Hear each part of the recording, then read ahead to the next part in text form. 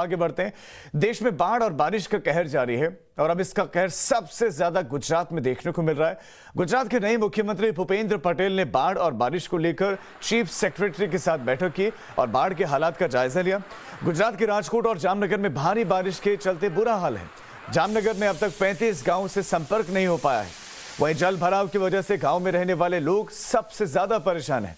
भारी बारिश और बाढ़ के बाद गुजरात के इन जिलों में हालात खराब है। 3 लोगों की अब तक मौत हो गई है। वहीं 1000 से ज्यादा लोगों को रेस्क्यू किया गया है। एनडीआरएफ ने जामनगर के कालावाड़ में रेस्क्यू करते हुए 31 लोगों की जान बचाई। जामनगर जिले में 18 बांध ओवरफ्लो हो चुके हैं और कई गांवों को अलर्ट जारी किया गया है। इसके अलावा गृह मंत्री अमित शाह और मुख्यमंत्री भूपेंद्र पटेल के बीच बातचीत के बाद दिल्ली और पंजाब से 5 एनडीआरएफ की टीम जामनगर भेजी जाएंगी। सौराष्ट्र में कई लोगों को सुरक्षित स्थानों पर पहुंचाया गया है। एनडीआरएफ, एसडीआरएफ भी राहत एवं बचाव के कार्यों में जुटी हुई है। ये कुछ तस्वीरें हैं जो भारी बारिश के बाद नदियों के उफान पर आ जाने के बाद मचे बवाल और इस बवंडर के बाद की तस्वीरें हैं।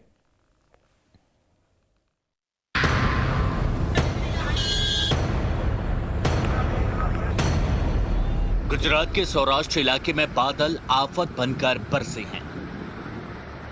हर जगह पानी ही पानी दिखाई दे रहा है।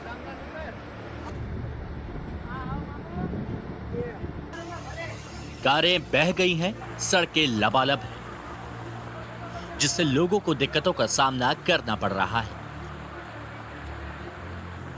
सबसे ज्यादा बुरा हाल जामनगर और राजकोट जिले का है, जहां निचली जगहों पर घुटनों तक पानी भर गया है।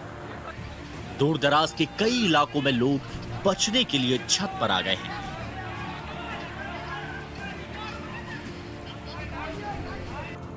जामनगर में भारतीय वायुसेना बाढ़ में फंसे लोगों को निकालने का काम कर रही है। वायुसेना ने इस इलाके से 20 से ज्यादा लोगों को बचाया है। वहीं जमीन पर एनडीआरएफ टीमें बचाव और राहत के काम में लगी हैं। जामनगर में फंसे बच्चों को, महिलाओं को पुलनुमा सीढ़ी बनाकर बाहर निकाला गया। ये लोग छत पर बचाव टीम का इंतजार कर रहे थे।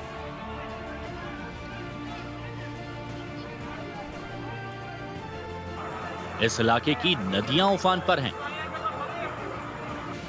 और जलस्तर बढ़ जाने के चलते सभी डैम के गेट खोल दिए गए हैं और आगे भी बारिश होती रही तो हालात और बिगड़ सकते हैं। और एनडीआरएफ टीम अभी जामनगर भेजी जाएगी और अभी स्टैंड बाय के रूप में भी हम और एनडीआरएफ टीम और ऐसी रेस्क्यू हमारे जामनगर में हमारी तीनों आर्म फोर्सेस की विंग्स भी हैं, तो उनकी तरफ से भी जरूरत पड़ने पे हमें मदद प्राप्त हो। जामनगर की ही तरह राजकोट का भी हाल बुरा है। कई इलाकों में घुटनों तक पानी है। ऐसे इलाकों में फंसे बुजुर्गों को सबसे पहले बाहर निकाला गया।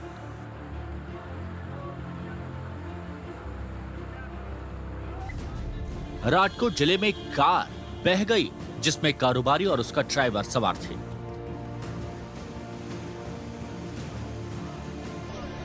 आबादी वाले एक बड़े इलाके में पानी भर गया। प्रशासन के लोग लगातार निचले इलाकों में रहने वाले लोगों को सुरक्षित जगहों पर भेज रहे हैं। जो लो लाइंग एरियाज थे वहाँ से प्रिकॉशन के रूप में अराउंड 1400 जितने लोगों को हम लोग ने टेम्परेरी हाई ग्राउंड पे शिफ्ट किया था। वहाँ पे उन लोग की खाने रहने की व्यवस्था की गई है। जो डिफरेंट कंप्लेंट्स आई थी लोगों के ट्रैप होने की, खास करके लो लाइंग एरियाज जैसे लल्लू की वोकड़ी है, यहाँ पे भगवती परा है, जंगलेश्वर है, उसमें से अराउंड फायर ब्रिगेड की टीम द्वारा 335 जितने लोगों को रेस्क्यू किया गया है। बाढ़ से राजकोट और जामनगर में हाहाकार है। कई गांवों का संपर्क टूट गया है। कम ऊंचाई वाले पुलों पर आवाजाही बंद कर दी गई है। कुछ जगह बिजली के खंभे गिर गए। इस बीच एनडीआरएफ की और टीमें बाढ़ प्रभावित इलाकों के लिए रवाना कर दी गई हैं। वहीं गुजरात के नए मुख्यमंत्री भूपेंद्र पटेल के लिए सौराष्ट्र इलाके में आई बाढ़ से निपटना सबसे पहली चुनौती बन गया है। उन्होंने बैठक कर बाढ़ का जायजा लिया और जरूरी निर्देश भी दिए। प्रशासन की पहली कोशिश है कि लोगों की जान बचाई जा सके। रिपोर्ट टाइम्स नाउ नव भारत।